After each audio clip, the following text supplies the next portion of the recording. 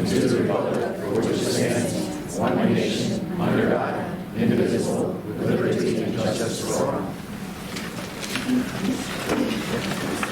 All right, good evening, everyone. Thank you for coming out tonight.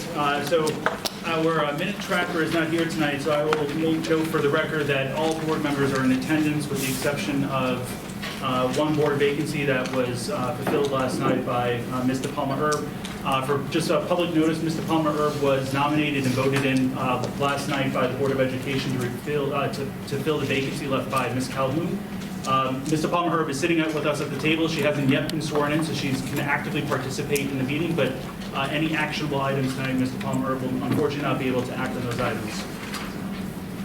All right, so we will move on to the first topic, which is citizens' comments, and I have three up here. And just a quick reminder, per Board of Education Bylaw 9325, citizen comments are kept at 3 minutes. And just a quick reminder that any direct reference to personnel, students, and/or board members is not permitted during the public comment area.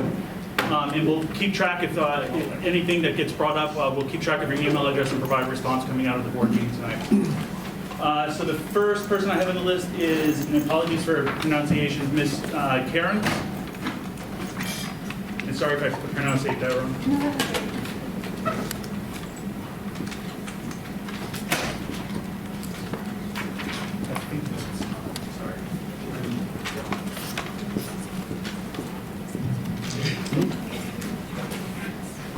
Hi, good evening. My name is Emily Karen. I live at 23 Monticello Drive. And I'm here to follow up on some of the topics from the last meeting I had attended. I wanted to check to see if you had the opportunity to review and analyze the articles I had provided with strategies to use in situations such as the ones that occurred at the beginning of the year in my daughter's kindergarten classroom. I'm asking because my daughter now comes home to tell me that the other kindergarten classes have had to come to her classroom for similar removal and safety reasons. As safety is extremely important, I thought that removing an entire class was meant to be a last resort. Yet here we are using it as a routine resort. I am hoping that other methods have been discussed and used during these times, and I hope you recognize the need for increased support resources, including staff, and the importance of having fewer students in the kindergarten classroom. Thank you. Thank you. Can you get a chance to write?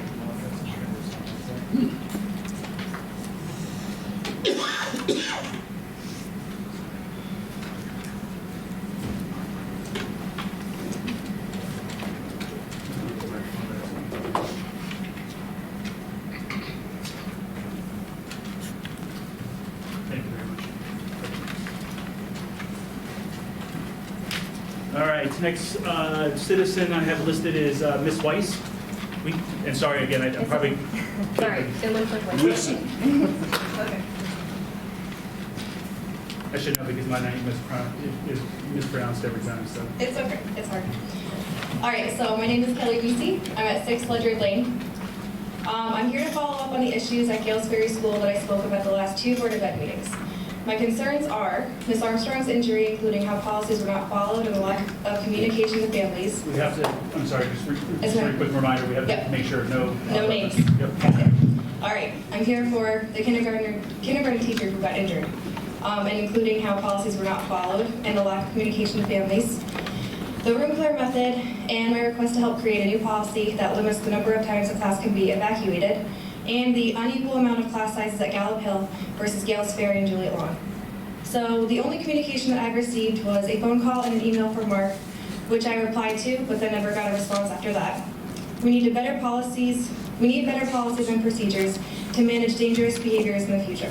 Myself and many other parents are aware of similar disturbing situations currently going on in both Gales Ferry Elementary School and Juliet Lawn. If what I hear is true, the room clear method is still being used. Were the articles that were sent in at the first Board of Ed meeting ever looked into? And has anyone tried to apply any of these suggestions to the new issues that are going on in other kindergarten classrooms? Because there were a lot of good suggestions in the stuff that we gave you. So in addition to the challenging behaviors, in kindergarten at Gales Ferry School, the class sizes are large. Residents were led to believe that redistricting would even out class sizes between schools. So what's going to happen to improve this? Again, my previous issues have not been addressed, so will a board member, possibly Anthony Harvey, please reach out to me. My concerns again are the kindergarten teacher's injuries, including how policies were not followed and the lack of communication to families, the room clear method, and my request to help to create a new policy that limits the numbers of times a class can be evacuated and the unequal amount of class sizes at Gallup Hill versus Gales Ferry School. Thank you. Oh, thank you very much. Do I have my email? I have your email, so thank you.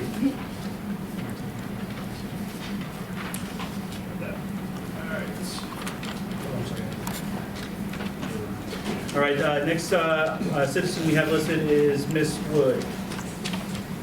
Mr. Wood. Sorry, I thought.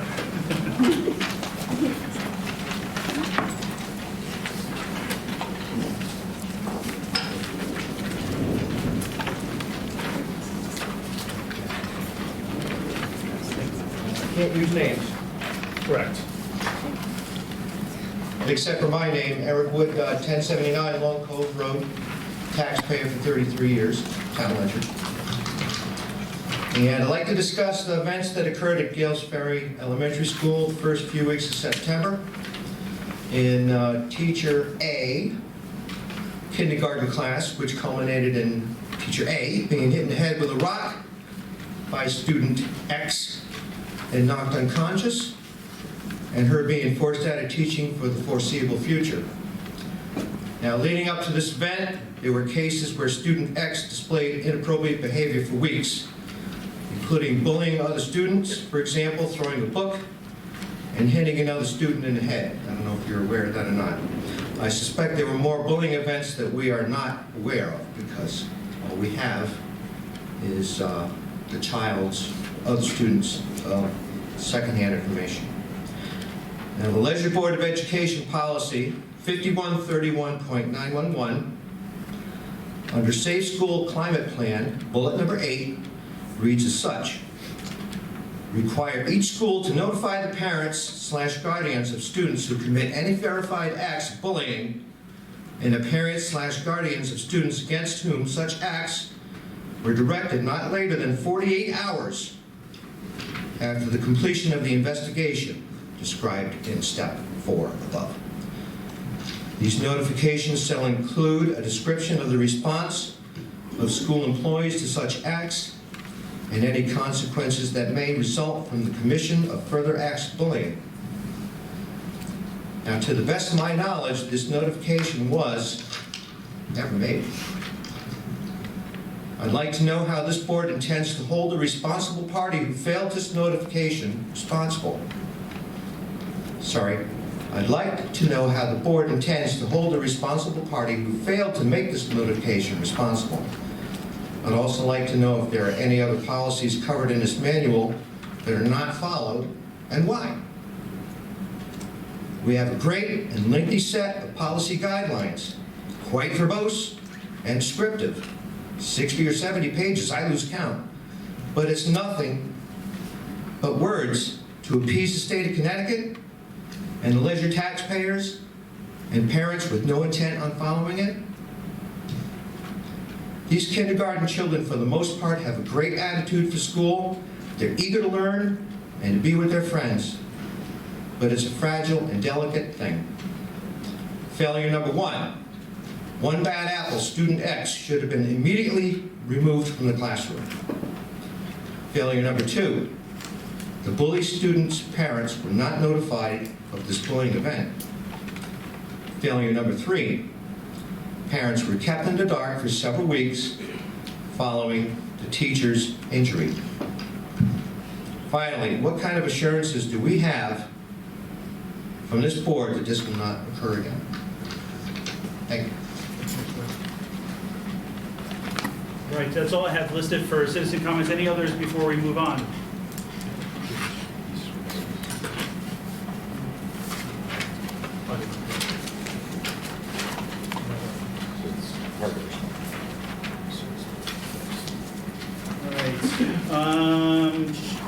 So we're going to, before I move on to the next item, just a quick amendment to the agenda.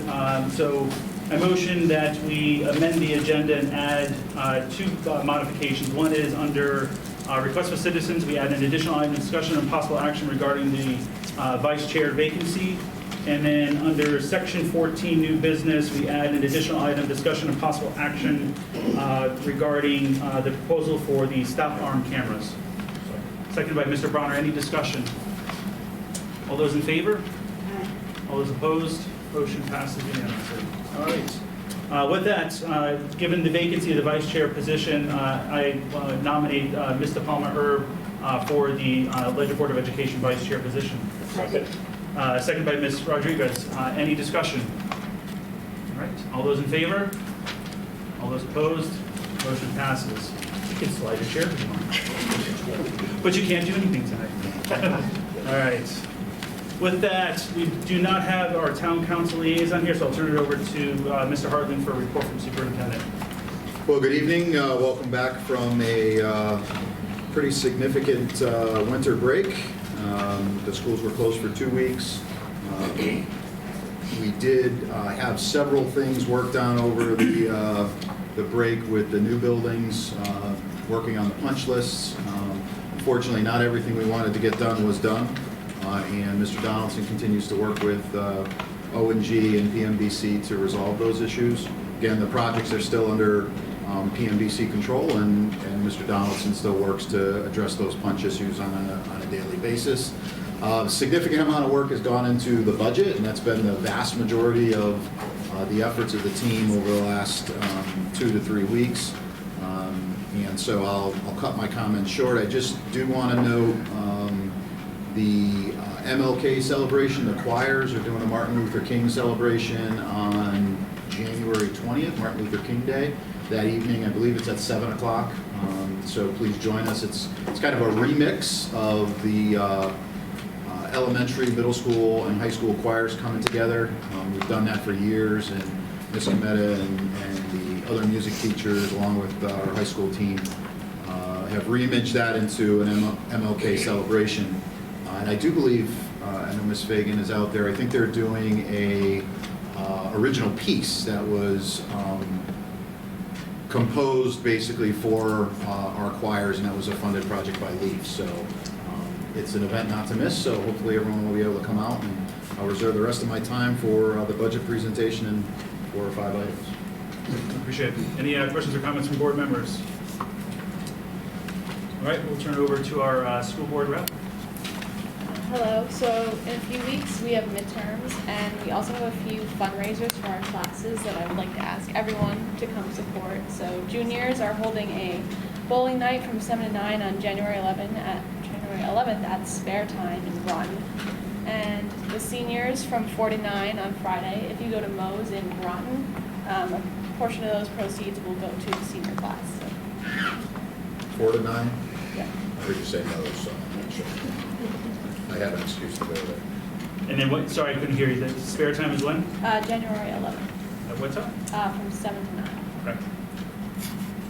Great. Any questions, comments? All right, I'll turn it over to any board members that have comments before we go into committee reports. All right, seeing that they're not, just quickly, and for our audience too, last night the board sat through, I think, about 3 hours of board orientation. Again, on behalf of the board, I want to thank Mr. Hartling, Ms. Hoxton, and the entire executive team for spending time with the board. We've got a really good perspective for our new board members on just the overall organization structure of the Board of Education, how the district operates, with several key areas, obviously focusing on both our facilities, our finance, and then our special education department, and also our IT structure. So again, thank you. I know it's a long evening for you all to spend with us. We were, I think, pretty tired at 9:30, almost 10 o'clock, I think, by the time we got out. So this will mark the final board meeting of the week for us. So I think we're all pretty excited. But thank you all again for that. And then for committee reports, we'll start first with facilities that met last night. So I'll turn it over to Mr. Guerrero. I'll jump on Jay, what he was saying. Thank you to Mr. Johnson. He is doing a great job keeping up with O&G. He does still have about 400 line items on his punch list. He's doing a great job keeping them honest. line items come back, and he gives them more back. So great job and keep it up. Thank you. We did lose our construction manager at OMG, but they are in the process of getting a replacement. Obviously, heating and stair treads are still an issue. Once the stair treads do get delivered, they will be put in on a weekend job. There'll be a motion later in the night on our capital needs plan. The track was approved, finally. And PNBC tonight, we requested the mayor to enter into contract with H.I. Stone & Sons on behalf of the track field. Principal and I just want to see a big giant dump truck there. Can't wait. Park it in the middle of the... I'm sure. All right, thanks, Mr. Guerra. Any questions for Mr. Guerra for facilities? All right, I'll turn it over to Mr. Bronner for finance. Thank you. So finance met tonight. Again, we meet we meet at 5:45 once a month prior to this Board of Ed meeting. We welcome public to come and listen. This is where the low-level discussions are held, the details are reviewed, and how we make our decisions that come forward here to the full board.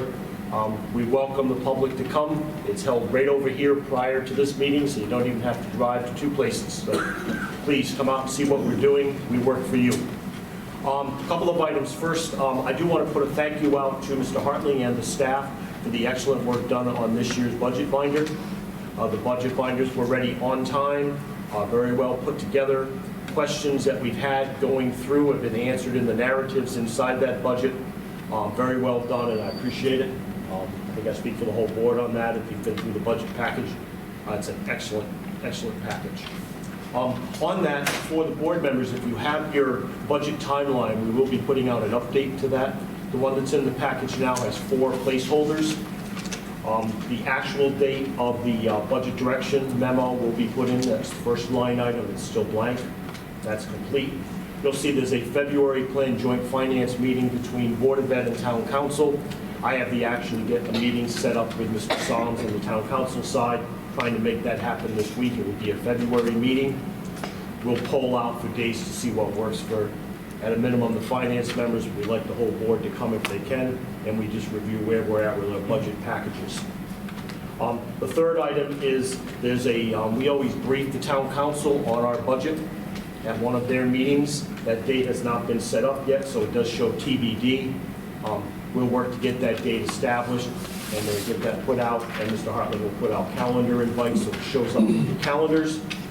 And lastly, the town public hearing on the budget, which is currently TBD in our timeline, will be April 27th, 2020. Last year it was April 6th, 2019, so that date will now be filled in, and we'll get an update emailed out to you this week, so your timelines will be current. As far as finance tonight, we went through status on where we're at with the 2019-2020 budget. Ms. Moser will go through some of those details later, but we're tracking to plan. There's been no unexpected surprises to date, which is excellent. We did review comments and initial impressions on the 2020-2021 budget. Mr. Hartling will be doing a presentation tonight on the budget as it stands. Part of that discussion was just where things have come in so far, building the changes to the budgets, because we now have the expanded Gallup Hill School and middle school, so there's some additional expenses in there and how those are working. So it was a productive discussion. We did review and approve the capital improvement plan that was approved by facilities last night, so that will be coming later to the full board for approval. And then we also reviewed through the discussion on the stop arm cameras, which will also be a vote later tonight by the full board. Perfect. Any questions for Mr. Bronner?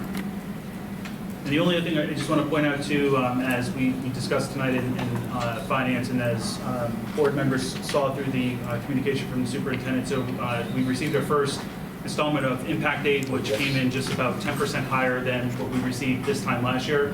For the benefit of the public, we received 2 installments. The first installment was $766,000. From a budgetary standpoint, the town council actually allocates revenue during the budget process. The revenue that was allocated for this year's budget cycle was $700,000.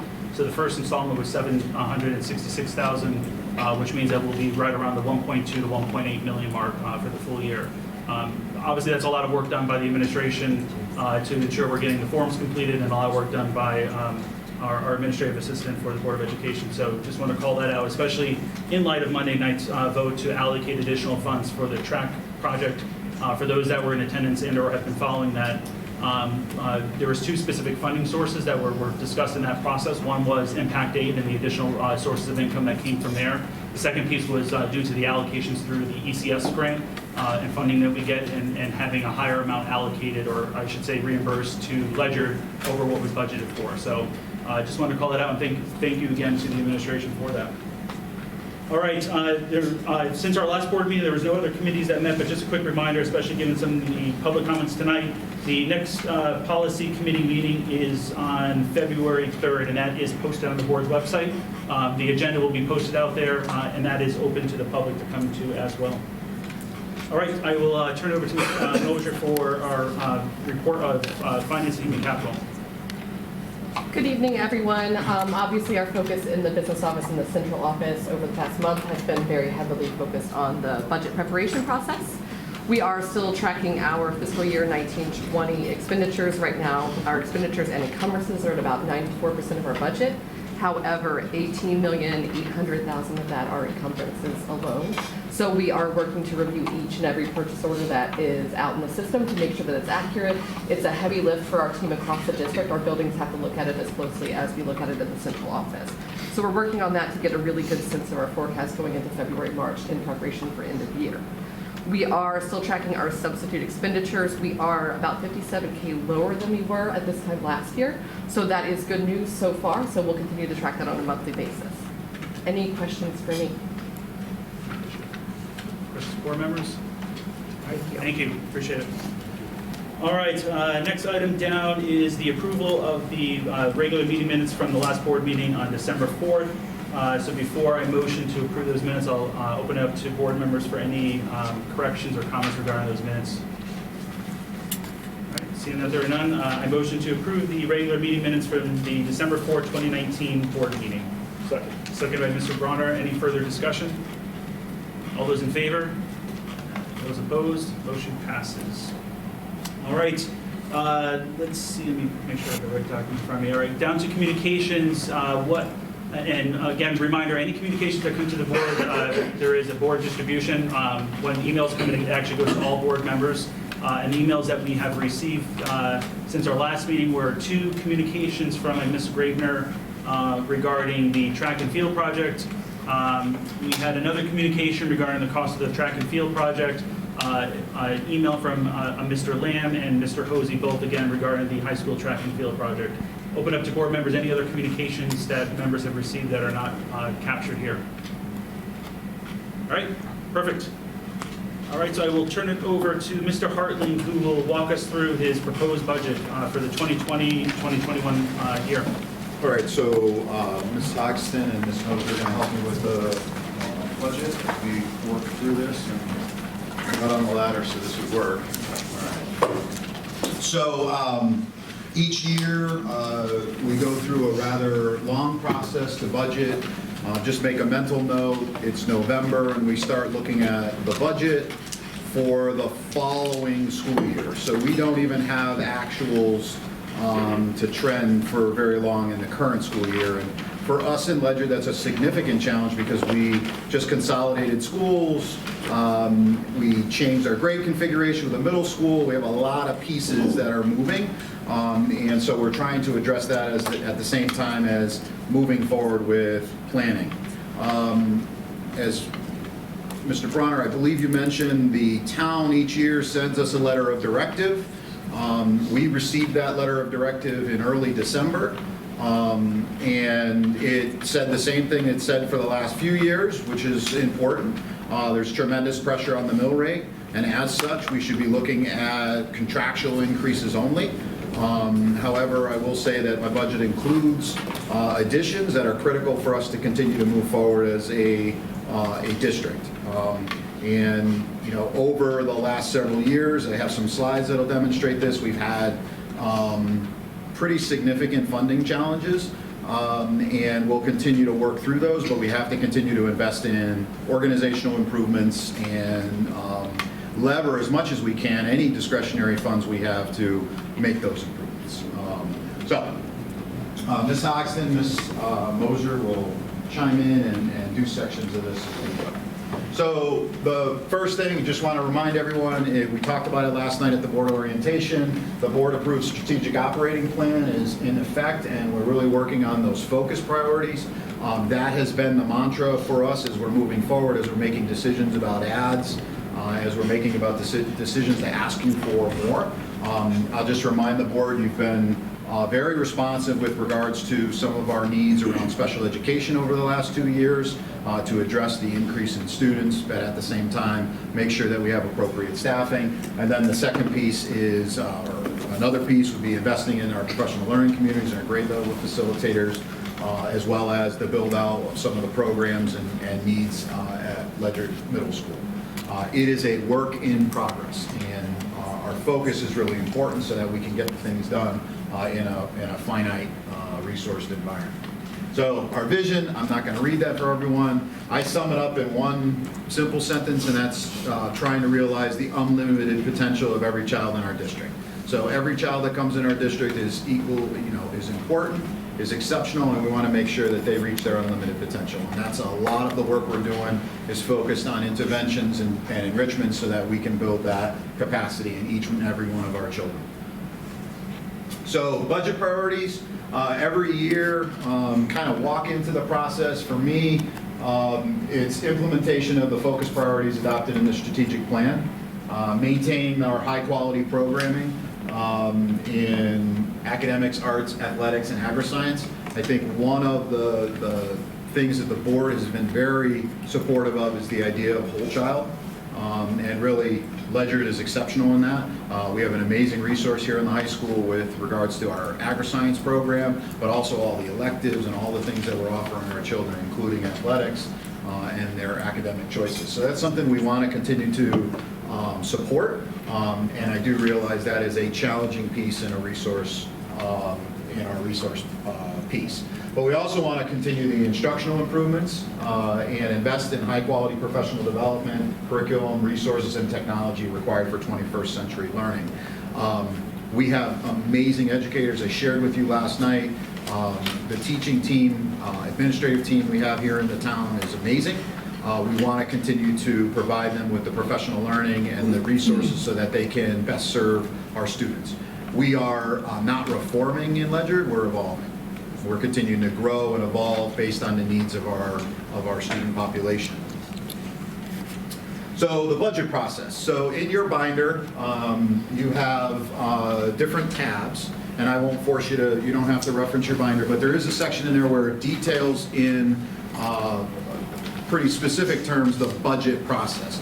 One of the things we included this year is we worked collaboratively on a document, the administrative team, trying to look at all of the requests we had and establish a funding priority for them, understanding that every dollar over zero that we go forward with is a challenge for them. And so we wanted to make sure that we put those forward with the focus on our strategic plan and emergent and immediate needs. So we have the green pieces are funded. 2 were considered for funding, but we weren't able to move forward with that. And there's a variety of reasons. One of the critical elements for us to move forward with the funding or a change or an enhancement is to make sure that we have the resources to execute on that. And also that our team has the capacity to execute on that. One of the things that Ms. Hoxton mentioned last night during the orientation is the immense amount of investment in professional development we're doing at the K-5 level around literacy. And we're about to embark on that with our numeracy program. And so just cramming down a bunch of different pieces doesn't necessarily result in a positive evolution if people aren't ready. We want our staff to have the time to digest, move forward, and really develop a level of skill with something before we introduce a new big concept. And then the last piece is the red, not recommended for inclusion. And there's some big items on there and small items on there. Again, it wasn't something that raised to the point where we would consider it in this particular budget cycle. One obscure example, I think, was the CPR dummies. We're going to need one in 2 years. Purchasing this year didn't make sense, but we wanted to capture that cost in there so that we didn't lose track of it. And that's something that Mr. Bronner has been very diligent on, is making sure we're tracking those opportunities that we need to, or those things that we may need to deal with in the future, and we're not losing sight of those. So the budget breakdown, it's not shocking. It's very typical of a public school district. This is a percentage of our total expenditures. The reason I put this forward is because you can see that salary and wages is 71% of our budget. Now, I'll say it's actually 80% because healthcare benefits are on the town side, which I can elaborate on a little bit if there's a question, but the significant portion of what we do each and every day is human. And our salaries and wages, like most organizations, are a significant part. So when we look at contingency statements or cuts, it really, there's nowhere else to get it out of from a total dollar standpoint. So I always bring that, just make that awareness. There's not some magical pile of money where you can materialize significant cuts. And that's the challenge we went through 3 years ago with the state's rescission, is it really ends up being people. And we were just very fortunate that our team was able to come together and make some adjustments so we didn't have to do that. Mr. Harley, just for the benefit for those, for members that were not at finance tonight. So this is important as we continue to go down this path, because per the town charter, the board has to provide a contingency plan. So if ultimately funding gets cut, we have to have alternatively a plan B. And this is important from an optics standpoint, because to the superintendent's point, roughly 80% of the funding is tied to staff, right? So mindful, and as we go through the budget process, we'll talk about contingencies, and ultimately the board will have to adopt a contingency plan, because that becomes part of the budget process, part of the budget that we submit to the town. So for the benefit, so salary and wages, 71%. Healthcare is on the town side of the ledger, and then that gets billed back to us. So when we do all our state reporting, that cost is baked into our per pupil funding. All right, so are there any questions about that, just so it's not confusing? So the town spends $6 million on healthcare for the Board of Education. That gets factored into our per pupil cost, so it's not hidden over on the town side. Just answered it. Okay, I was trying to. The other piece, just from a healthcare standpoint, the town was self-insured. The only way to really make that happen when we were self-insured is to pool both the town employees, because the town is such a small group of employees, with our 200+ plan participants. So we'd have a larger pool, which would make it a little more economical to do health insurance. Last year, we were able to transition over to the state partnership plan, which changes those pool definitions. And we were able to achieve, I think the Board of Ed side, there was about $100,000 savings just because of the type of plans we had, and our experience level was really great. So we saved the town about $100,000 when we made that transition over to the partnership. And then on the town ledger, they'd save a bunch of money as well. So, any questions about this breakdown? I threw a lot of different information in there just for the benefit of all the new members. What's on top of, to the right of utilities, what is that? To the right of utilities is a hodgepodge of other items that don't have, they don't reach even, they're barely over a percentage threshold. So it may be It's equipment and dues and fees. They're very small. equipment, dues and fees, Okay. those type of things. Yes. Thanks. All right, so I talked about the finite nature of funding in Ledger. So this graph is really just showing you spending per pupil. The top bar or line you see here is the state of Connecticut.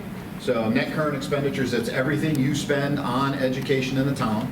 And in the town of Ledger, that's on the town side, they bill back for that healthcare. Ledger Youth Services actually gets billed back to our organization. A significant percentage of the finance director, the assistant finance director, all of their salaries also get billed back in to create our per pupil cost, right? So that's just a level of transparency around that. So this is the state and this is Ledger. So we've seen this trend line where we were almost trending similar to the state. This drop is really triggered by student enrollment. We went up nominally with our budget, and we also had a pretty dramatic increase in student enrollment comparative. So that's where you see that drop off. And now this level is a fairly stable student enrollment with a slight increase in funding to the district. All right. So I see some winces. So let's just look at this for New London County, just to give us a little bit of context. Ledyard's over here, $14,556 per student. The next closest is New London. Montville at $15,747. So for clarity, for every student in Ledyard Public Schools, we're spending about $14,556.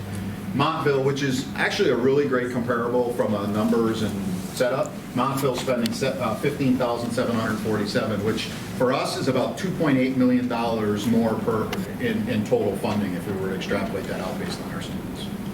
So gives you a funding picture. I know we're very challenged from a mill rate perspective, and everyone, they look at the Board of Education because we are a significant load of spending in the town, but the reality is our funding comparative, and I don't like to do comparisons, but it's an important note that we're working very efficiently and working very hard with the resources that are allocated to us and given to us by the community. So we take that very seriously, and I think it's worth noting for stop questions. Yeah, can you, so beyond just the funding that comes through the budget process, are there any other drivers that ultimately result in why the gaps or the differences between where our per pupil expenditure is compared to a Montville, which you're saying is more comparative? So beyond just the budget and the allocation to that. So it's interesting, our ECS funding is relatively the same as a total percentage. Ledyard actually benefits because we're one of 2 districts in the state that get a significant portion or a significant revenue boost from impact aid. So Groton and Ledyard, Groton number 1 in the state, Ledyard short number 2. So the revenue to the town, with impact aid is, this year or last year was 1.66 million. But I don't really have a reason why this has changed. I know for many years Ledyard took zeros in their piece, so it may be a history there. I can't really discuss that too much because I wasn't here, but it presents us somewhat of a challenge. Now, I'd also say that these districts are flat or experiencing some enrollment declines, which also will trigger their per pupil number to increase. Ledyard has sized down its staff relative to the enrollment decline. So as enrollment declined from 2010 to, started picking back up in 15, I think it was, Ledyard was reducing staff. So when retirements went out of the system, they didn't replace them, and we continued to get tighter and tighter. So that's some of that kind of gap piece too. Preston doesn't have high school. They only have elementary and middle school. It's actually, that's a fantastic point. So Preston doesn't have a high school. They're a K-8 district, pre-K-8 district with 700 students, and they tuition over to NFA. NFA's tuition is $12,000 and some change. So when you run those numbers, it looks even more interesting. But every district is unique, and I'd say for a district of 700 students, your cost per student for all of those overhead pieces increases. So I don't want to draw too many conclusions from Roy's data because I don't know all the specifics of what Preston's dealing with that.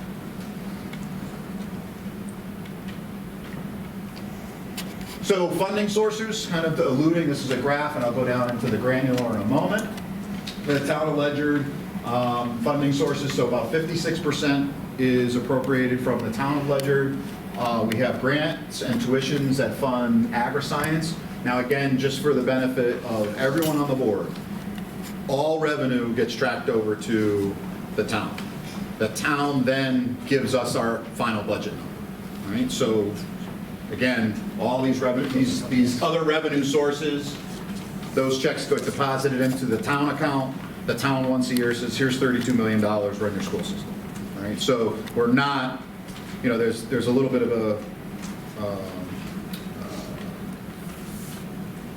there is a working relationship between those two. I don't know how to say it. So agri-science grant tuition comes in, it's baked into our total dollar amount. Now, we do have some challenges every year where the state of Connecticut, if we have an increase in agri-science tuition, the town cannot supplant those fundings. So we will come to the board and say, this is the amount that additional that should go to agri-science. We're going to need that support. So in February, I'll be coming forward to the board with a list of requested expenditures for agri-science that they should be getting due to that increased funding. And we'll go to the town council with your approval and request that. Last year, I believe it was around $200,000 that wasn't originally allocated to us, that we came back and requested, and town council supported that. We were able to get a lot of great equipment and things for our students in the ag side department. Impact aid, again, it's about 3.9%, and that's actually a revenue source that only 2 communities in the state have access to. Well, I think New Haven gets $50,000 from impact aid on a $100 million budget. So. And then ECS, we're the second year of biennium, they're still implementing the formulas that change every 2 years. So our expected revenue from ECS is very stable in the second year of the biennium. Going into the following year, they may do some magic formula changes again, and that could look different. And then lastly, we have non-resident tuition, which is 0.9%. Questions? So revenue, this is kind of an eye chart, but it is in your package, page D5. By we, I mean Rachel. We have the munis numbers, so there's accounting system versus actual, so budget versus actuals for 17, 18, 18, 19, and then what the town has budgeted this year in munis, and then what my proposal is to the board to suggest to the town. Again, as a board, you make a suggestion to the town, and the town decides whether they're going to use those revenue estimates or not. That's really up to them. So, again, we had a little bit of that discussion. Right now in munis is $700,000 for impact aid. We got our first of 3 checks actually for $765,000. We should theoretically, if the 10% holds true, be around 1.8 million. And then education cost sharing, again, state's predicted to award us around 11.3 million. Is it 11.3 million in the biennium budget? Budgeted, at least in munis, is 10.4, so there's a gap there. But this is my proposal for next year. Any questions on that? Now, I just state the obvious. I budgeted conservatively with that revenue source for impact aid because we just don't know what the federal government allocation is. There's some rumors actually they might increase it, but we don't know where that is from year to year, and it's a very confusing pot of money that gets distributed to all the districts that qualify for impact aid, and so that could be something. And then there's tuition-based revenue that also goes back to the town, non-resident, non-resident special education, agri-science tuition. So agri-science is funded in 2 ways for the benefit of those folks who are new to the board. We get a tuition per student from the sending community, and that is pegged to there's a student dollar amount. I'm losing the term for it. Where are you going? The state sets a student value dollar amount. Agri-science is a percentage of that amount. It hasn't changed very much over the last several years, which is something we should be lobbying our legislature about. So it's funded through both the tuition piece and the operating grant, which between the two gives you your funding for the program. Yes, ma'am. Can you explain the significant increase in non-resident tuition between 17, 18, and 18,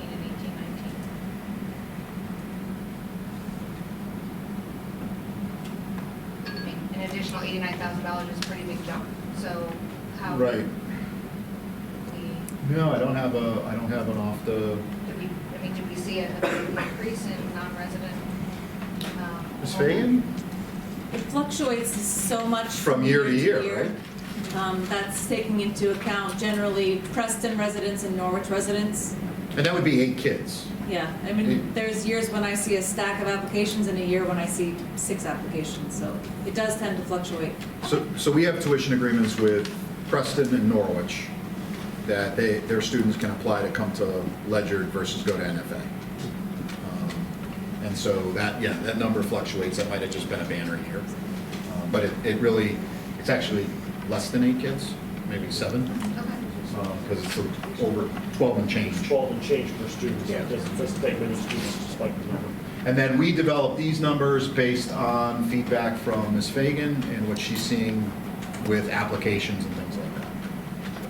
We're pretty close to the budget number on this. I think last year we were off by $12,000. Any questions on revenue? So, Ms. Hoxton, ready? Alrighty, so I'm here to talk tonight about enrollment. First and foremost, I just want to say that projecting enrollment is not an exact science. And so we have the added challenge of having a military population, and so that just gives us a little bit more to work with, knowing that we have students that move in and out of the district over the course of the school year. So when we look to project enrollment, we look at 3 things. We look at our current enrollment numbers, we look at enrollment trends over the course of time, and we also look at some different reports. One of the reports that we have found pretty useful is the NSDAQ report, and that is put out by the New England School Development Council. And this year we also looked at the Malone-McBroom report, which we had done for our redistricting study. So if you look at this particular graph, you will see in the blue our actual enrollment numbers from October 1, 2017 through October 1, 2019. You'll notice that we are pretty flat. We have about 2,400 students and some change. However, if you look to the orange, you will see that this is the forecasted enrollment numbers taken from the NSDAQ report, and you will see that they are projecting that we are going to be increasing over the course of the next 5 years by about 180 students. So that is a significant change for us. Can you just explain the October 1 date challenge point? Because this is... Yes. So each year, the state asks us to provide data. Every school in the state of Connecticut must use this particular date. And so a lot changes from October 1 to December 1 or whatever. So whenever you're looking at numbers that we report, always look at the date, because one number is going to look very different than another. So that would, from the board's perspective, last night Ms. Davis presented you with the special ed data. And you remember that gray line that was on that second half of that chart? Where, yes, we report on October 1, we have 465 students with special needs. The reality is we cusp over 515 at any given point. And so the snap in time is really a challenge point for us. And so the report I got this week was 2 more students than it was the week before. So it just changes. Exactly. So this next chart is our actual enrollment numbers in the elementary schools. And this is taken on December 1, 2019. So on the left-hand side, you will see how many students we had at Gales Ferry School in kindergarten through 5th grade, and also at Gallup Hill School, K to 5. If you look to the right-hand side, you will see what we project to be class sizes for next school year. Kindergarten numbers are very hard to project. They're probably the hardest. So we decided to go with the NSDAQ forecasted numbers at this point, keeping in mind that we're never quite sure how many students are going to register and where they are living, because remember, enrollment depends on where the students reside as to which elementary school they will attend. So this is what we have for right now. Do you have any questions for me about either of these slides? From your perspective, from an enrollment standpoint and based on class size, is there anything that jumps out to you from a trending standpoint when you look at this year versus what the projections are for next year? It is truly hard to say. If you think about this year, remember how we had such an influx of third grade students and we had to hire another teacher. So I would hesitate to go out on a limb to say I even can guess. It's almost like reading tea leaves. So kindergarten numbers are calculated based on births from 5 years ago. So we also, depending on the housing turn in that particular area, so it's a ton of data squishing by NSDEC. In your books, under the enrollment tab, you'll actually see the birth cohort data, and you'll see at different points in Ledyard it separates. Like there were less births and more enrollments, or more enrollments, less births, so we're trying to, NSDEC does a pretty good job trying to level that out. So we're really just carrying this year's rate forward and then projecting kindergarten? In this particular slide, yes, we're just projecting forward. And for the kindergarten numbers, they just happen to be exactly the same as they were on December 1 of this year. Did you have a question? Yeah, from a state perspective, what should the average class size be? It depends. Obviously, at the primary grades, we'd love it to be 20 or under. There's no state feedback. Yeah. Class size in the town of Ledyard is dictated, is a contractual piece, so it's in the teacher's contract. We've openly stated we want our K-1 classes smaller, and you know, as the students mature, there's a little bit more room in that. But it's, again, it's a challenge point, as you experienced with third grade this year, when literally 24 students at Juliet Law were registered.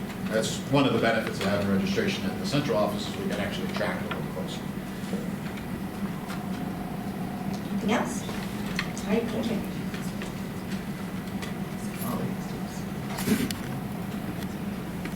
So the key changes, I'll leave that up for a second. So the big push again this year, and we've talked about this now for the last two, is we've been working on literacy K-5, and there's a ton of other things going on in the district. I'm talking from a strategic plan standpoint. There's a ton of curriculum development happening at the high school level. The middle school's working on pieces. But the big focus of our efforts from a curriculum district priority piece, it has been on literacy. We're now shifting our work to start addressing the numeracy gaps. And by numeracy gaps, I mean the 40% of students, and I'm using a rough average, between K-5 on any given year who are not meeting the goals that we've set for them, and the norm goals that we have across the state for student achievement. So as we're developing this budget, that's the next piece of the priority that we're building in. So key changes, and I've learned when I first got here in 2016 to be very clear about the number of retirements. So in this budget, we have savings related to 5 teacher retirements. Right? Those will all be replaced. So we're not reducing staff because of those retirements. So unlike maybe 2013, when they had a retirement, they didn't fill it, this will be a one-for-one swap. We do realize some savings going from a teacher at Top Step to a new teacher coming into the system because of the scales of the teacher's contract. There's an addition of 2, a total of 2 math interventionists. So they will we'll have one at Gales Ferry Juliet Long, one at Gallup Hill School. They will be providing increased interventions into our classrooms and for our students who's demonstrated the highest need. And they'll also be doing a limited amount of coaching as we implement the new curriculum. It's a critical juncture for us to be putting this in at the same time as the new curriculum, which you previewed over there just a little while ago. So again, just to remind you about that implementation, grades 3 through 5 will be implementing Bridges, and that'll be the first year for their math implementation, and then K2 will follow the following year as K2 wraps up their literacy work, or the first round of their literacy work. Did I explain that well, Ms. Austin? Addition of 1 FTE health teacher at Ledyard Middle School. So Mr. Early has been working very closely with his team to figure out what's the next iteration of schedule. We're very open when we put the schedule in place at the middle school that we had to see what it's like. And I no matter how much we say it, I don't know if it's really appreciated the difference between a 300 student middle school and a 550 student middle school. There's a lot of challenge points that we're learning this year that Mr. Early is documenting. He's collaborating with staff to begin working through. The physical education teachers at Ledyard Middle School have worked very hard this year to manage the numbers in their classrooms. We provided an additional para into the middle school program to allow them to have a little bit more coverage. But that's a challenge point that we needed to address in this budget based on the students in the school. And that also will now give Mr. Early some flexibility around scheduling to continue to make the adjustments. Any questions on that? Because that's an important point for us. We're still learning all of those pieces with the middle school schedule and what we need to. There's an addition of one special education teacher in the high needs program at Gallup Hill School.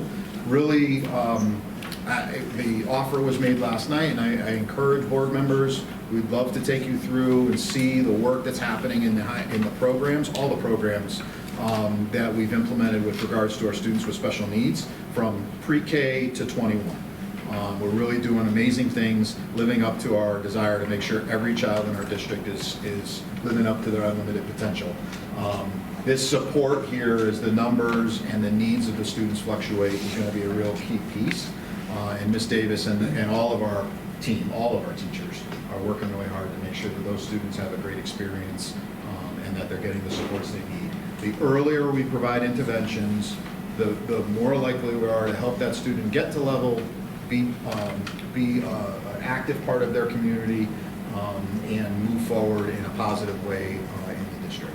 So, questions? Yes, Ms. Snell. I noticed in the budget process listing that listed under, not included in the budget, but sort of contingency if there were enrollment surges or to hire another K-5 teacher.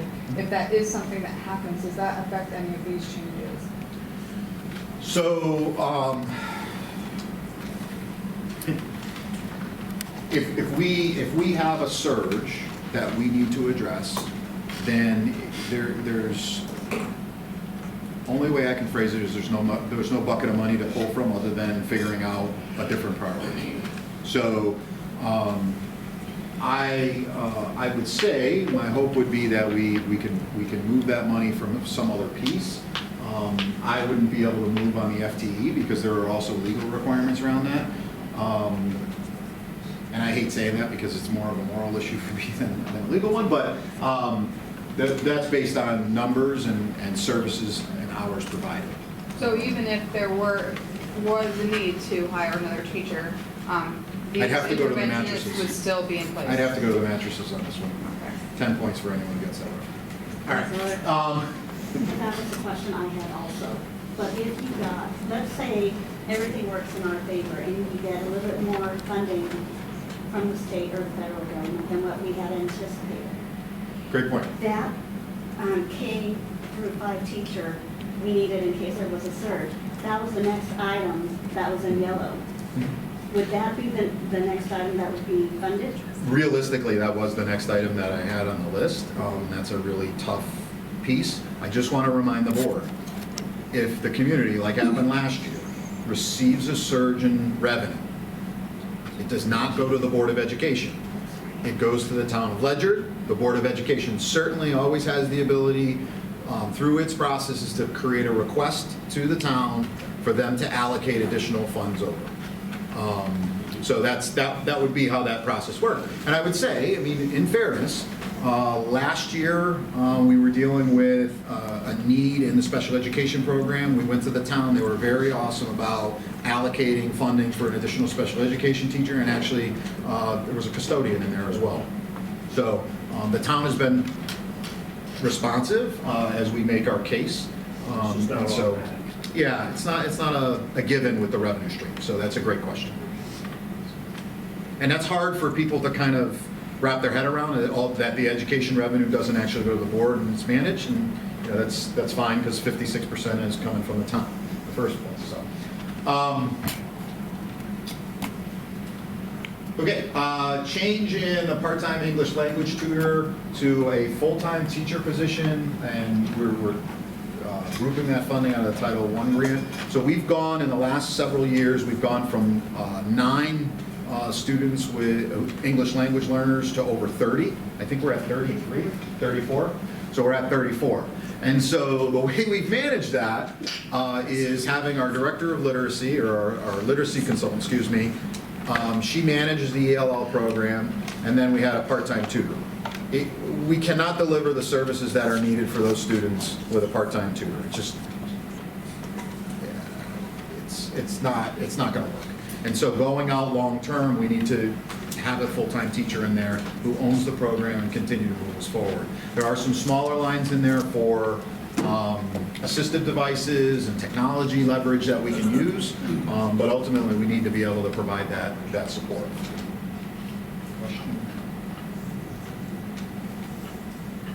So then the other, and I said I capped these key changes at 14, but Wilson's Foundations training is continuing to provide push-in coaching support. You saw some pictures last night, I think, when Ms. Hoxton was presenting around push-in support around reading workshop. We'll continue to do that with Foundations. What we're working on here is we're actually getting our staff trained and certified to be a trainer in our district. So as we bring in new staff, we don't have to send them away. They can access the program. We're really, this foundational literacy piece is a key part of improving our literacy rates in our district. And doing that program with Fidelity has statistically, it's one of the things that works. It's actually in the What Works Clearinghouse. Next is one additional literacy paraprofessional at Gales Ferry, and we had cut 2 out of there.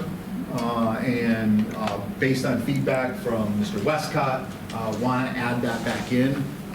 So we have a full-time literacy teacher, we have our literacy, and then another literacy coach who should be coaching in classrooms, who's delivering a ton of instruction or intervention as well. And we want to provide a little bit of additional support in there in the form of literacy paraprofessional, so we can, again, leverage that based on the student needs for those interventions. And then lastly, we are adjusting some of our para hours. So one of the pieces in our high needs and social emotional programs is to make sure that we have continuity with adults. And so over the years, we've developed an hours, maybe you got hired for 25 and you got hired for 29. We really need the students to be in the class, or the teachers, or the paras, excuse me, to be in the classroom with the student that they're matched up with for one-on-one for that continuity of support. So we have added some para-hour adjustments. We've done a ton of analysis around the number of hours we need.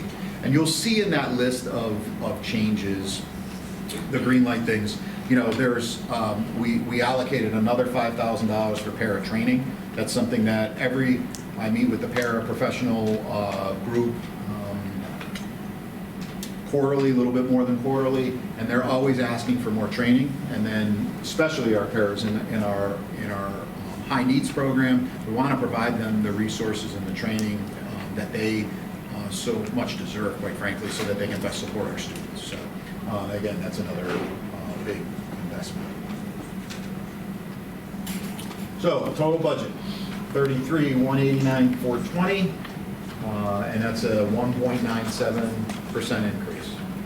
And I do realize that the message in the budget letter of directive was only contractual increase. To give the board an idea, the contractual increase was a little bit over $500,000.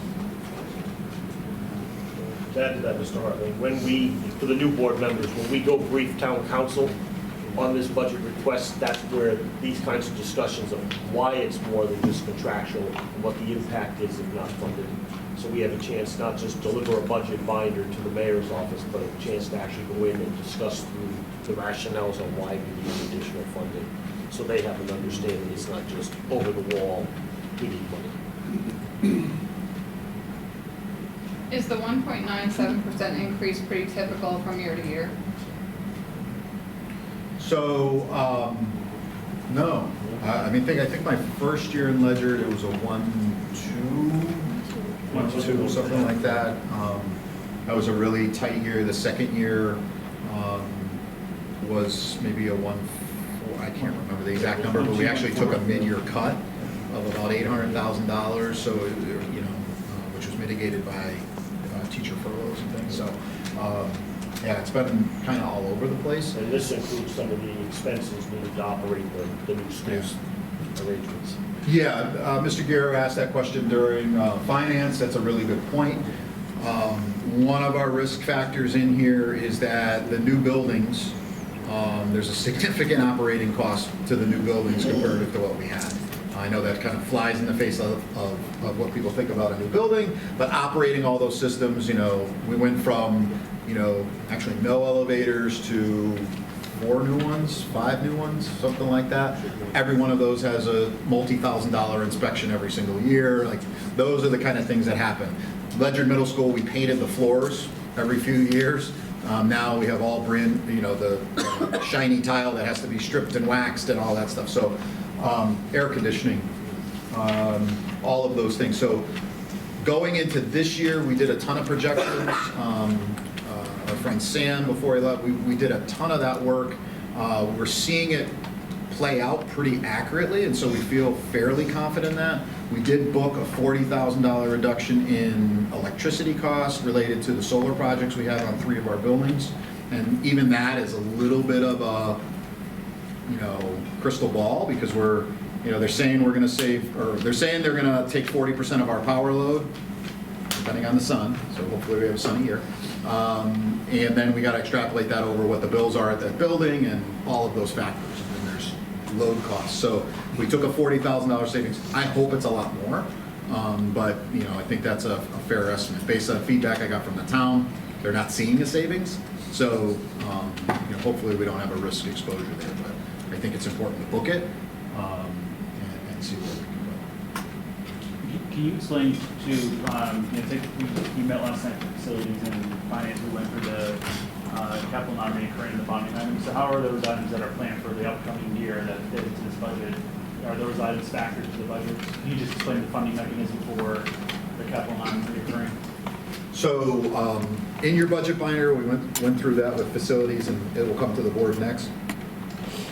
You have a capital needs plan, which is required by the town. I think we present that to land use on the 16th of January. That includes 3 buckets.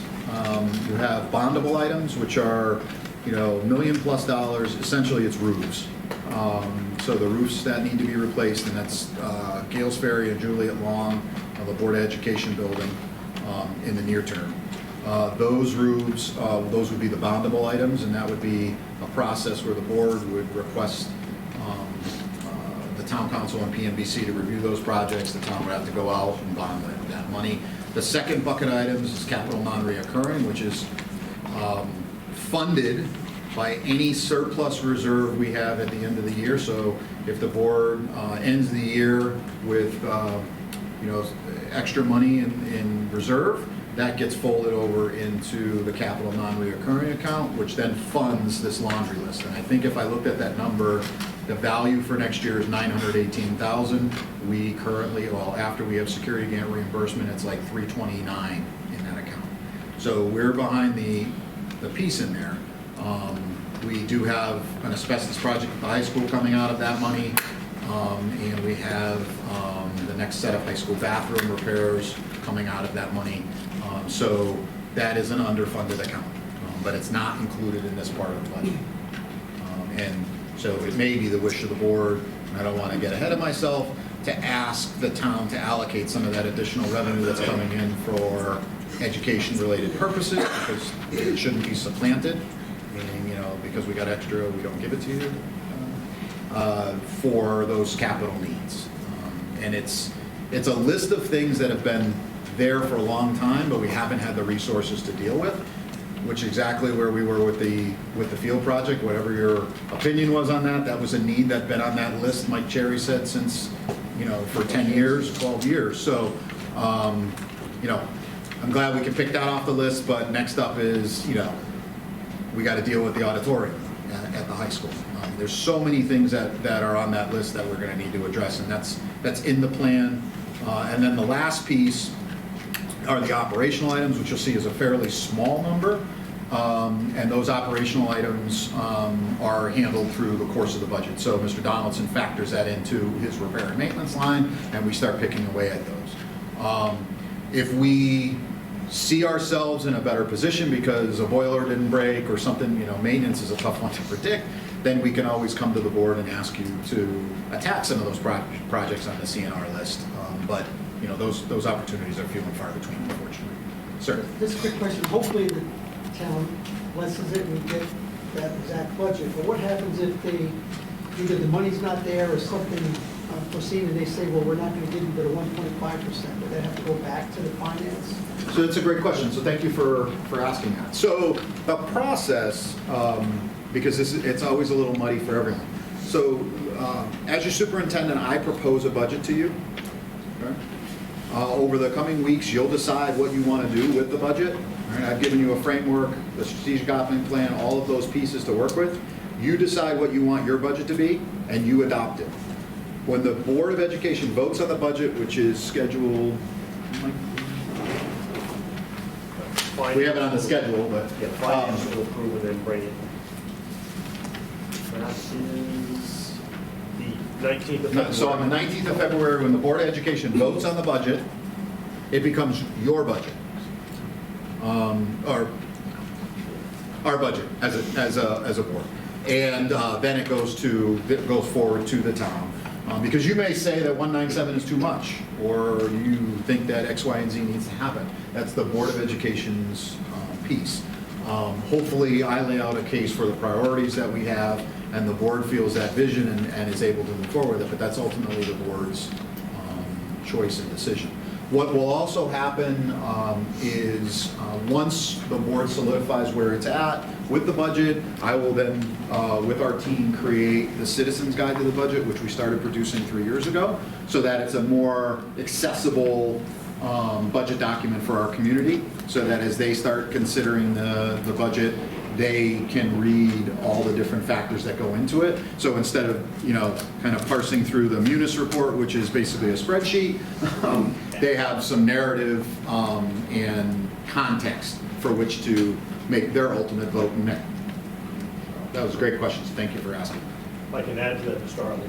So prior to that, Finance will be discussing the budget. Finance will approve a recommendation to come to the full board. So those finance meetings is where you can hear some of those discussions as well, if we're looking at adding, moving, or deleting items.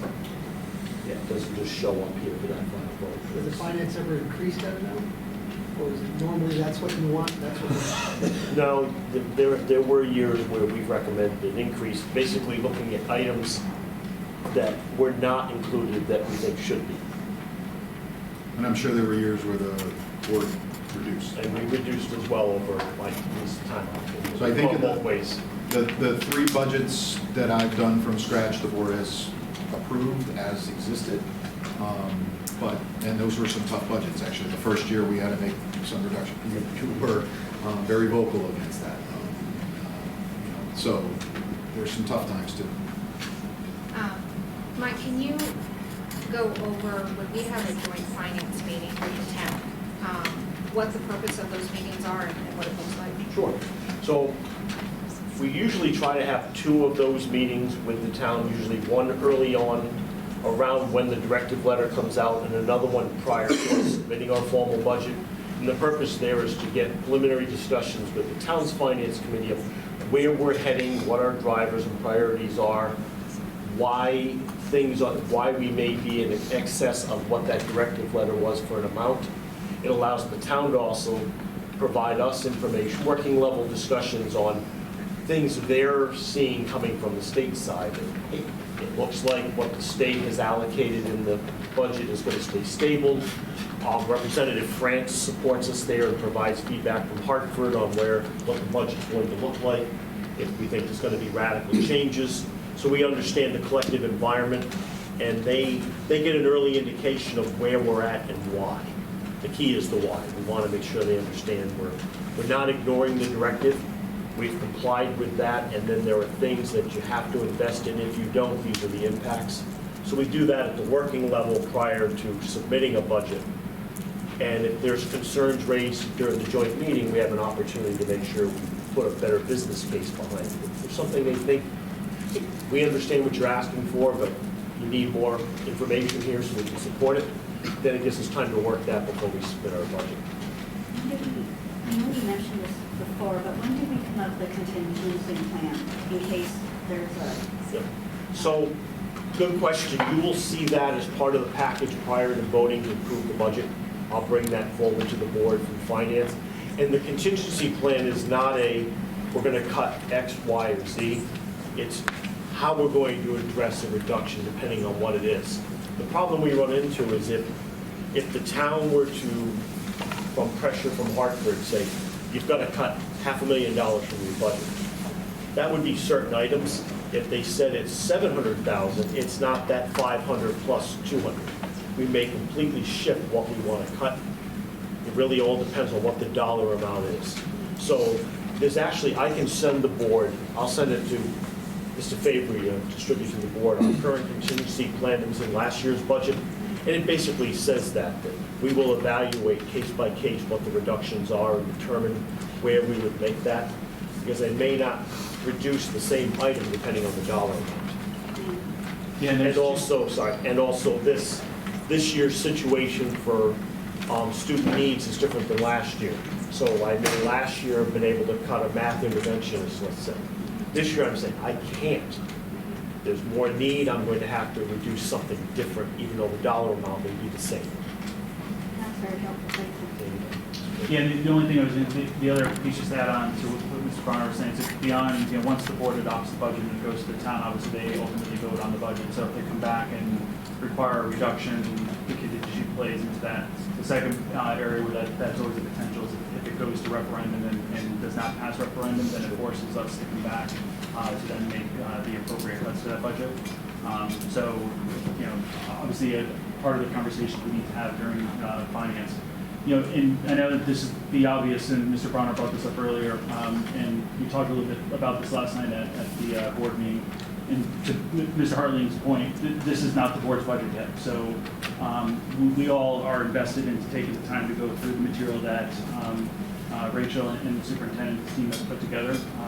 And as customary, what we've done in the past is, certainly finance is open to the board as well as to the public.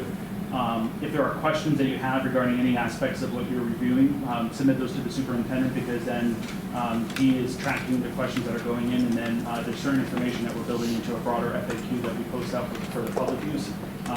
You'll see this every year, and I know we talked about social media last night, but and even as we were going through some of this stuff regarding enrollment, for example, we're seeing projections of enrollment going up, but yet, as we were going into the track conversation, there was a lot of information saying enrollment's dropping year over year and for the projection. So as you hear questions come up, as you're getting questions, let's make sure we're funneling those in, because we need to have those as part of our conversation for during finance, because ultimately that all has to be factored into the budget that we ultimately adopt.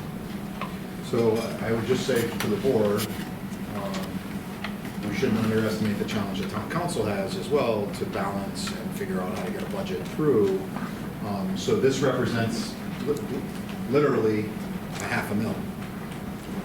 $500,000 and $500,000. So that impact to the taxpayers, in addition to whatever the town has to increase for their contractual costs, is part of the factoring that they do. So I don't want us to lose that sight that it's a finite resource environment, and we are very conscious of the fact, when I meet with Mayor Allen all the time, I mean, those pressures exist for the taxpayers in town.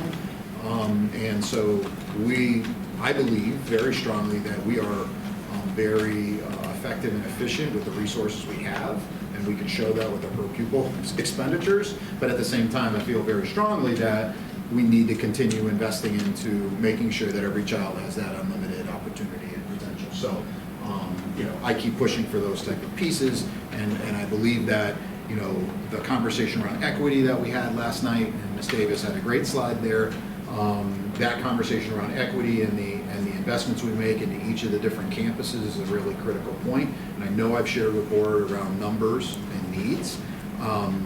We also have an obligation under the Title I grants that we receive to make sure that we allocate additional resources to the school that is Title I. And so those things are happening within our budget, so there's sometimes some broader context that has to be understood with some of the funding decisions as well. There's maintenance of effort around special education funding.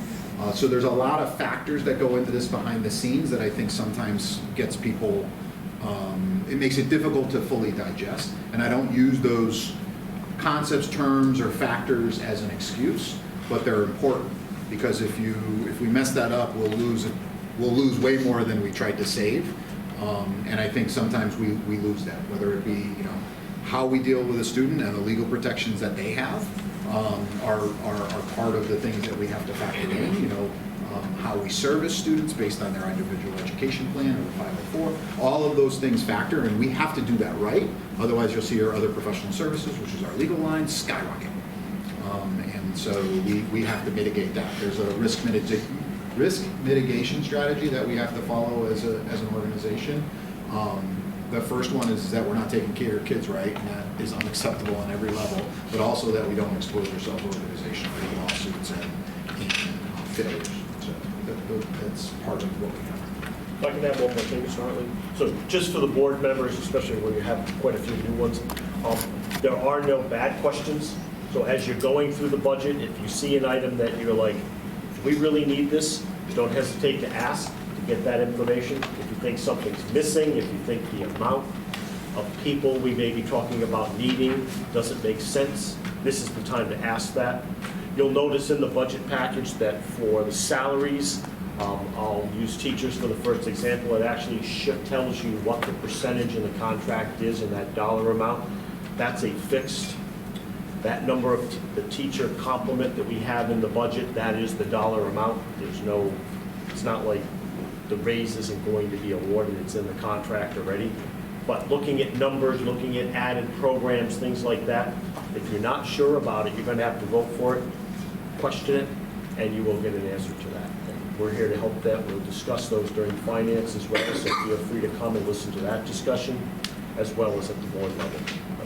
I have to admit, by attending the Finance Committee meeting tonight, I had questions, but some of them were answered by attending the Finance Committee. Excellent. Yeah. We want to make sure that that information is flowing. So, Ms. Lozier, just going to walk you through your binders real quick. Yes. Okay, so hopefully you received your binders on Friday and had a chance to review them. They start off with an executive summary that really details what are the changes and the key elements of the budget that you should be aware of. And then it moves into the net current expenditures per pupil. It gives you a little more information about how that calculation is actually arrived at. We don't make these numbers, the state does, so that's an important element of how we get this information. There's also statewide data in here that goes through the ranking of all of the other districts in Connecticut, and so that's in order of rank for the 18-19 year. I want to point out that 18-19 is estimated at this point because 18-19 numbers just finished audit on 12/31. Statewide, that's the requirement to finish audit. So that's why we're pretty sure that's close, but that can still change. So if you look at that data a year from now, you would see something different. Based on what we know, Ledyard's in red there, Yes. so you can pick it out really easy because it's a long list of, or an eye chart, as someone said. We believe that when the auditor results come back and the surplus at the end of the year, our number is actually going to drop from 156, right? Yes. So we're 156 out of 166 in funding in the state of Connecticut. And we believe that may drop as low as 160. We will not be going up, but it depends a lot on what happens to the other districts. Just a quick question. Does that mean our kids losing because of that, or is that just, like you said, because of the amount of students? In other words, we're spending a lot less, but are we still getting the same information? Or maybe even better, maybe we're just more efficient? Just looking at strictly for money, nothing else. 18,000, are they getting more for that? Or So I would just say we just getting better quality? So Montville has $2.8 million more to educate the same number of kids. Okay. So I'd like to think we're really efficient. We have awesome teachers. I'm going to say that we are $2.8 million less funded than Montville. That's probably the safest way to say that. It's very complicated. As externally said it's not apples to apples, and districts who have vast amounts of tuition students, they have different scenarios than we do, so very individualized, but interesting data nonetheless. Next, you have the capital needs report. We reviewed that in detail in finance. And then we go into the budget process, which hopefully helps illuminate a little bit more about how we start this process and how we move through putting all of this together for your review. We have the spreadsheet that details all of the things that we talked about including, and we debated back and forth until we decided whether they were included, considered, or not recommended. And then the revenue that was in the slide is in there. A lot of data on the enrollment, so these are the actuals, the forecasted, the raw NESDEC data is in here for your review as well. And then going into really what is the nitty-gritty of the budget. This details the different programs and how they're coded. As I was telling you last night, it's all coded based on the UCOA, the Uniform Chart of Accounts. So these numbers really mean something, and they come together with statewide data to aggregate everything in a meaningful way.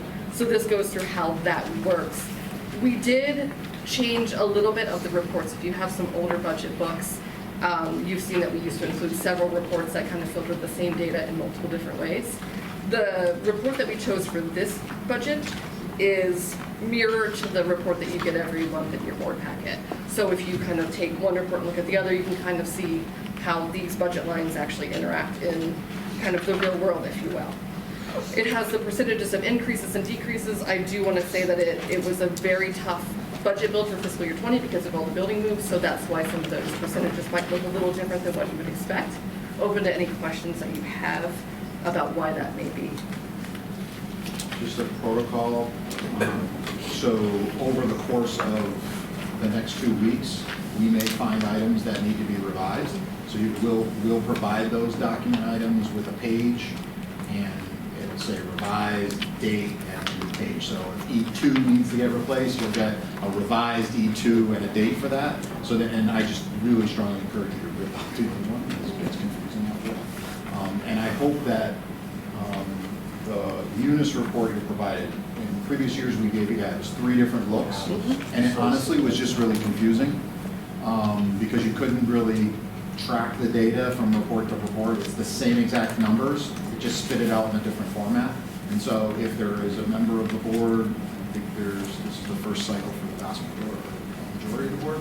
If you want a different view, we certainly can produce that document with a push of a button. It gets confusing when you start looking at object code versus location. Do you have comments on this format, and the way this is sliced and diced, and you get version B, the comments don't just come over and cross. So members were looking at one set of documents, coming up with one conclusion, look at the second set of documents, which is the same exact numbers, and asking the same question and feeling like you were doing And it didn't map to how we review it monthly, so this works out much nicer for month. You already see this format every month, you see how we progress during the year, now you get to see what's going. Exactly. And I tried to revise the part that explains kind of how the chart of accounts works so that hopefully you can kind of go through and look and see, what do these numbers mean and how do they interact in the real world. Just for an example of, how to find a change, we spoke a lot this evening about math interventionists. They are all in here, the changes that were in green. So for instance, you would find that under the Gales Ferry School, which is in your guide is school number 202, and then it would be under your general education instruction, which is going to be 1,000, and then under your teachers, which is 51040. So they are all already included, but might be a little bit hard to pick out. So let us know if you have any questions. The next MUNIS report is the grants report. This one is possibly a little bit more difficult to get some meaning from.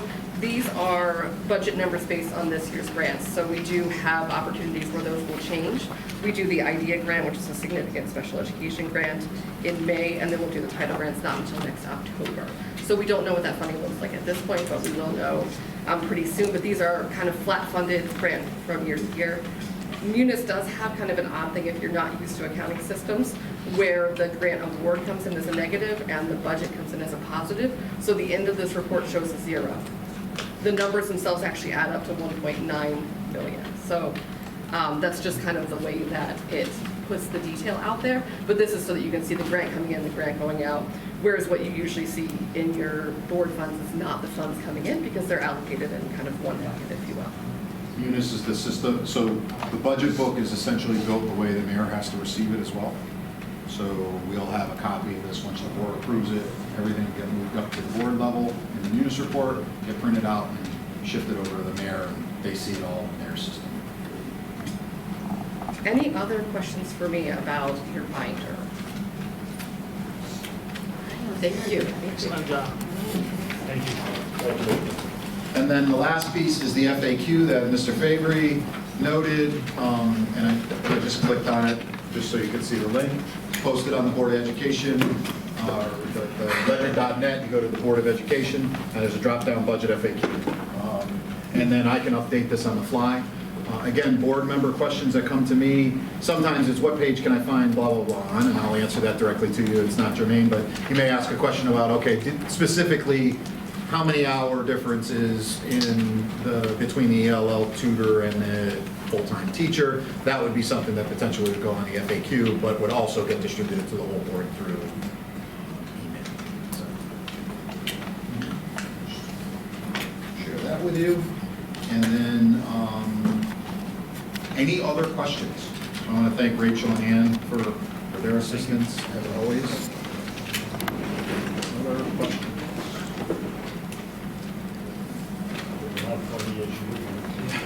Yes. Yeah, sure. Right. And did that work out having them delivered on Friday? Was that enough time? Any feedback you have around process or pieces leading up to this delivery tonight is certainly welcome. It's very helpful for me. I mean, it's evolved from my first year in the district substantially, and so anything we can do to make it more accessible or a better process is, please give me that feedback directly so that I can do that. Perfect. Thank you. Any other questions, comments before we move on? One of many conversations we'll be having. The highlight of our board term is always the budget season, so as it should. Many conversations. All right, perfect. And same for, I know we're being taped, and then for folks in the audience tonight too, back to my earlier comment, if there's any questions that come up throughout this budget process, please feel free to email the board. We'll absolutely respond to you, and then as we've done in the past several years, we're taking questions that are coming in and actually populating them out there on the FAQ. And we'll do a better job this year making sure we're posting that FAQ, the link out to it out on the social media site. So perfect. All right. So we'll move down now to our new business items. So the first item up is the discussion of possible action regarding the authorization for the superintendent to sign the Project Oceanology membership agreement. Anything, Mr. Hartley, you want to? So just so the board understands, we are founding members of Project O. It's an amazing experience that our middle school students and our high school students participate in. Over the last year, the board of directors to which we sit on has been looking at their bylaws and their documents to make sure that their organization is still current and legal, and so they need to make adjustments to those bylaws. And so what you're doing is approving me to be an authorized signer of that new compact, if you will. It does not obligate the board to be a member of it.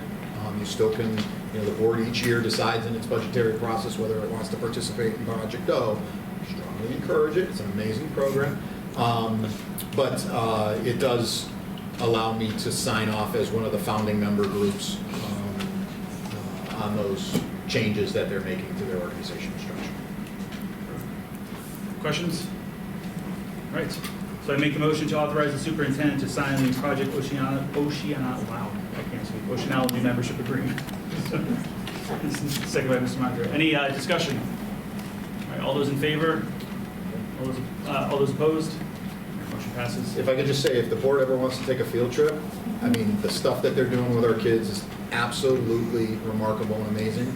I'd be happy to chaperone with you. But it's really a neat program, and we're really happy that we can support this and provide this to our students at the middle school and at the high school. All right. Next item up is discussion and possible action regarding bridges in mathematics resource adoption. Alrighty, in your board packets, you have a form, which is the instructional resource adoption. form from Kim Pelletier, who is our math consultant for K-8. She and the literacy team in district have spent a lot of time since spring of last year looking at 3 different resources, as well as making site visits to several districts. And they are requesting that we look at purchasing bridges in mathematics for grades 3, 4, and 5 to be implemented next year. You can see that they have looked at each of the different indicators and have marked them as strongly agree that it matches with everything that we espouse to say is a good quality resource. And you will see on the second page the actual dollar amount to be $74,841.15. Any questions? Sorry. What'd she say? Actually, just have one, and I haven't cross-checked to see if it's there yet, so Yes. I'll apologize in advance. Is that, if is this already included in the proposed budget for 20? It is included in the proposed budget, yes. I just haven't got to check it. Yes. Figured it was easier to ask you. Yes. What I will say is in the form, it does say, are there any other resources needed? And it does say $12,000 or up until $12,000 for professional development. Most of that is covered by a grant that was written. Any other questions? So, Mr. Bronner, just clarity, so that's going to break into the instructional materials, the curriculum supplies and instructional materials, so you're not going to see, It's not one. you're not going to see a bridges line with that amount? That's what I What's the assumed. It's total on the bucket? textbook line. What's the, oh, it's in the textbook line, that's where we It's in the bucketed it? textbook line. Okay, so you'll see the textbook line, it actually is down because we had a bunch of implementations last year, so the textbook line overall is down. That's a cyclical number, which is always dangerous because you'll see it go up one year 15% and down the next year, and it's really based on cycle. Any other questions, comments? All right, seeing that there are none, I motion to approve the Bridges and Mathematics Resource Adoption. Seconded by Mr. Bronner. Any further questions, comments, discussion? All right, all those in favor? All those opposed? Motion passes. All right, the next 2 items up, I will turn it over to Mr. Bronner and Mr. Guerrero. Mr. Guerrero, you were up first. Capital is first, then we added the other one. So we all went over the capital improvement plan. So I make a motion to accept the Board of Ed fiscal year capital improvement plan and capital needs report. Seconded by Mr. Manager. Any discussion? All those in favor? All those opposed? Motion passes. Thank you.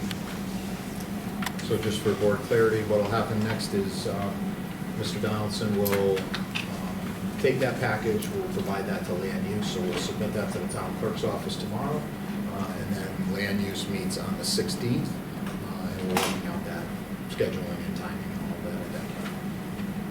Great. Okay. Awesome. So for item 4, I move the Ledyard Board of Education approve funding for the Sion school bus stop arm cameras in the amount of $12,444. Second by Mr. Guerrero, and just before we vote on that, this was discussed in, finance. Mr. Harlan, do you want to just give a quick plug on that? So this is an add-on to our bus camera system that basically puts a motion detected camera on the outside of the bus so that if somebody runs one of our buses when they have the red lights on, they get caught. So what will happen is it'll snap pictures of their plates coming and going. We'll submit that to the Ledyard PD. They can pay them a visit and issue them a handy fine. It's just absolutely unacceptable what happens with that. So I appreciate any support we can get for that investment so that we don't have our kids crossing the road and fools. Great. All right, any further discussion? All right, all those in favor? All those opposed? Motion passes. All right, I'll entertain the last motion. Motion to adjourn. Motion to adjourn. Second. Everyone said second, so everyone said second now. I'll give it to Mr. Guerrero. Any discussion? All right, all those in favor? All All those opposed? All right, thank you very much. Thank you for everyone who came out, and apologies in advance for not saying your names correctly. I will learn.